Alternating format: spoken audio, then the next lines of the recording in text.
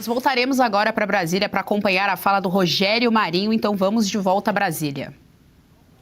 Sobre a possibilidade de uma mudança de cenário político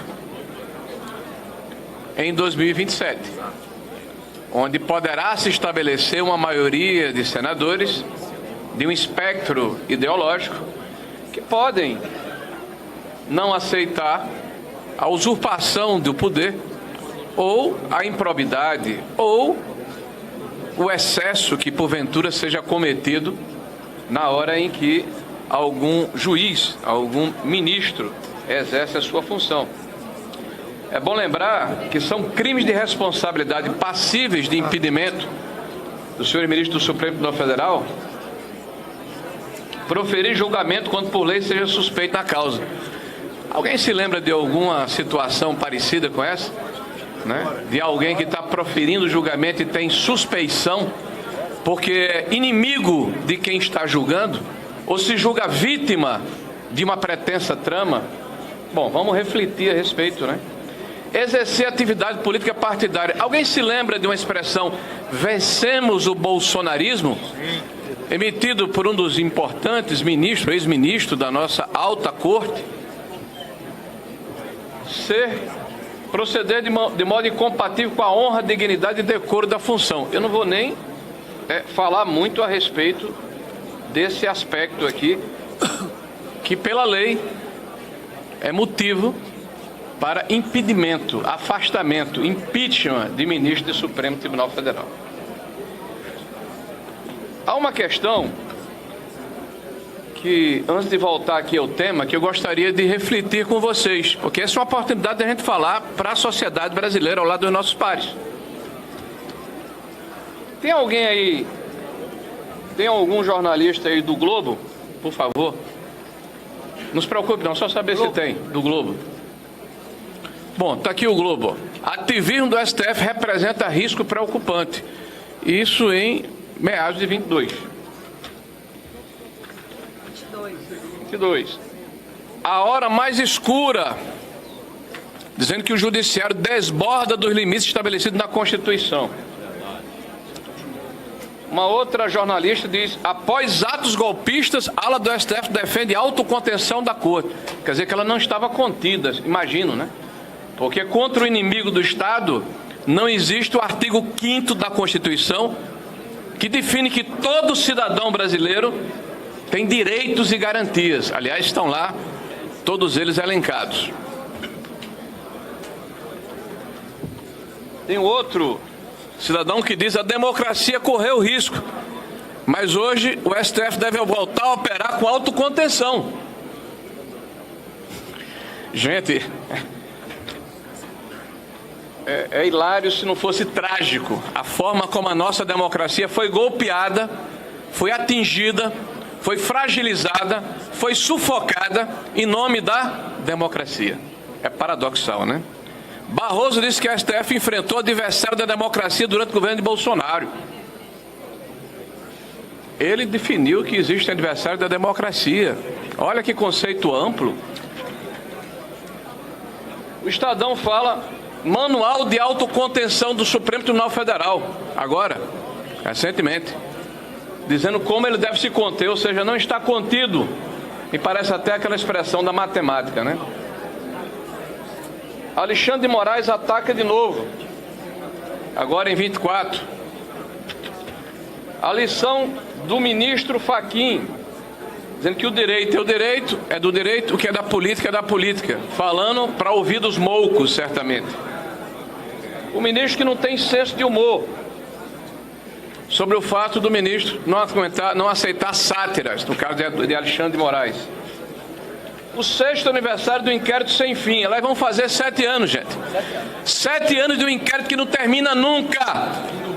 E que determinou que um ministro do Supremo Tribunal Federal tem poder de xerife sobre a República Brasileira. 7 anos. Um caso escandaloso de censura. Aqui, ó. O Supremo precisa voltar à normalidade, porque já venceu o inimigo do Estado. Na opinião deles. Sobre Fachin, Folha, né? O Supremo deve buscar autocontenção. Quer dizer que não tinha, né?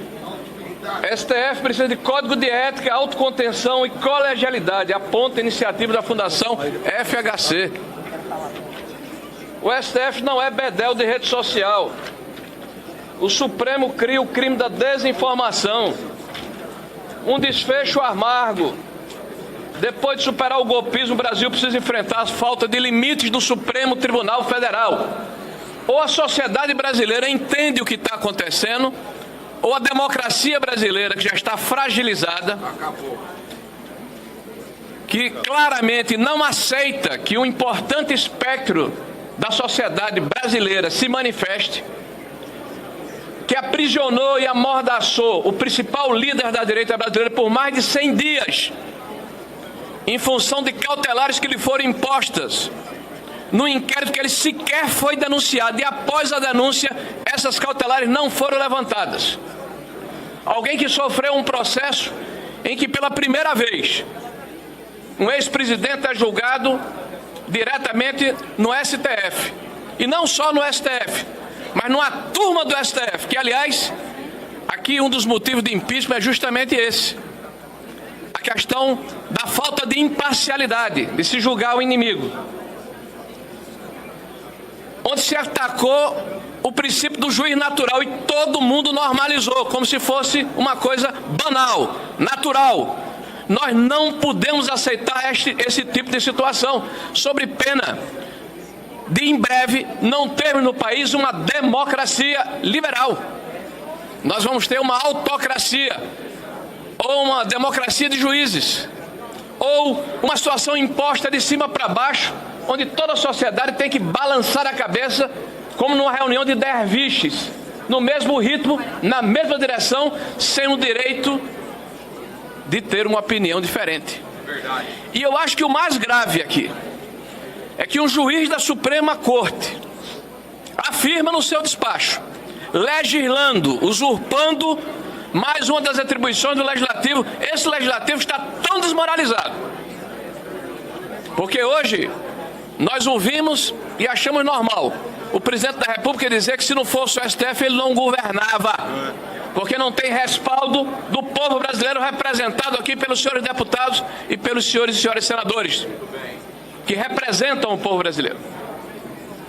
O mais grave disso tudo é que um cidadão, um de vocês, um brasileiro que está me assistindo agora, pode, de acordo com a legislação, impetrar uma ação junto à Câmara dos Deputados, junto ao Senado da República e à mesa diretora de cada uma dessas entidades, por juízo de admissibilidade. Poderá mandar essa representação, desde que bem instrumentalizada, para a comissão de ética de cada um dos poderes. Isso poderá, inclusive, implicar em cassação de mandato.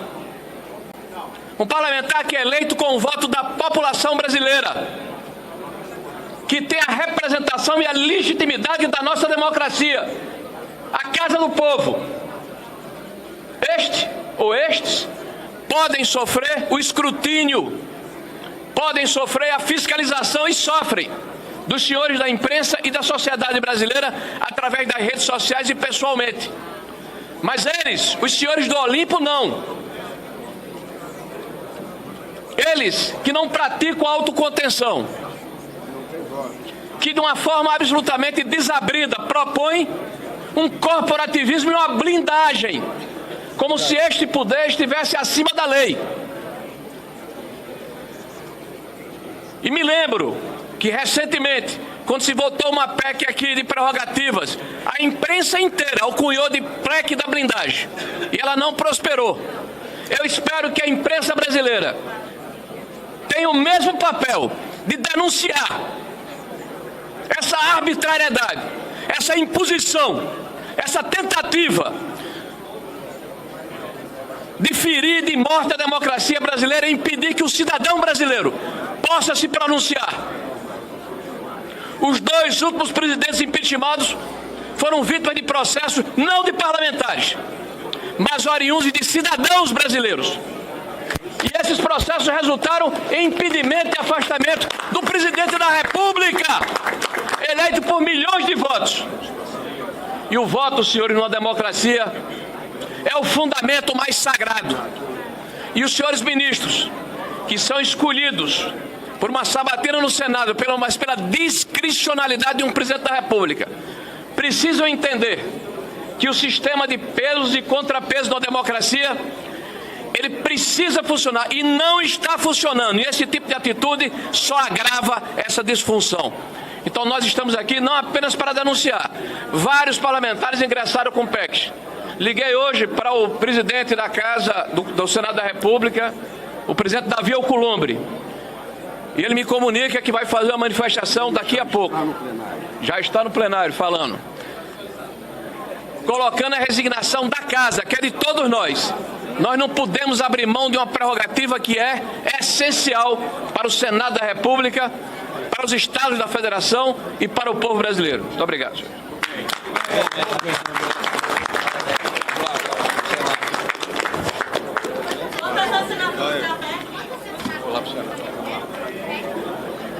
Bom,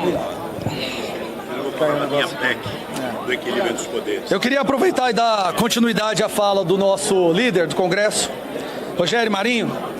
Ele apresentou aqui muitos artigos da imprensa mostrando que até mesmo a imprensa que durante muitos anos vem apoiando os atropelos e as aberrações do STF começaram a perceber que criaram um monstro, um Frankenstein, na esperança de que agora possam contê-los. Eu quero mostrar alguns dados para mostrar para vocês como está o Brasil e por que essa PEC da blindagem veio acontecer agora. No Paraná Pesquisas mostra que 61% da população brasileira tem medo de falar o que eles pensam nas redes sociais. Uma pesquisa recente do Atlas mostra que para 42,8% da população brasileira, o judiciário é a maior ameaça à nossa democracia. Outra pesquisa mostra que 47,3% da população reconhece que o quê? Nós vivemos em uma ditadura do judiciário. Desculpa. E essas pessoas colocaram a esperança num dispositivo constitucional para colocar o Brasil de volta nos trilhos. Estas pessoas que estão indignadas com essa ditadura do judiciário que agora já se tornou inegável, colocaram as suas esperanças nas eleições de 2026 para eleger uma maioria no Senado. E essa maioria no Senado pudesse fazer o impeachment do Alexandre de Moraes, já que hoje, no Senado, há 41 senadores que assinaram o pedido do impeachment do senhor Alexandre de Moraes, que só não foi para frente porque está sendo blindado pelo presidente do Senado, Davi Alcolumbre.